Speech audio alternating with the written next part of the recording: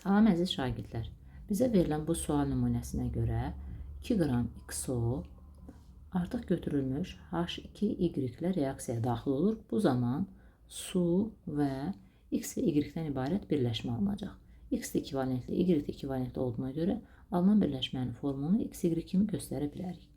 Reaksiyadan 0,9 qram su, 6 qram XY maddəsi alınır. Məhsul tərəfdəki ümumi kütlə 6,9 edəcək. Deməli, əvvəldəki ümumi kütlə də 6,9-a bərabərdir. Və bunlardan ikisi bizə məlumdur. O zaman H2Y-in buradakı kütləsi 4,9 edəcək və buradan görünür ki, 3 doğrudur. 4,9 qram reaksiya daxilində 0,9 su əmələ gəlir. Bizim reaksiyada isə 18 su alınıb və H2Y-in buradakı kütləsini bilmədiyimizə görə onu bir A ilə işarələyib.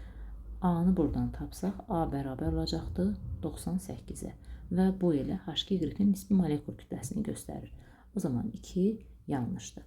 Artıq A-nı bildiyimizə görə onu öz yerinə qeyd edib, XO-nun kütləsində X üstəgəl 16 kimi göstərib, buradan X-i müəyyənləşdirsək, X ilə bərabərdir 24 edəcəkdir. Deməli, bir də doğrudur və düzgün cavab olur D bəndi.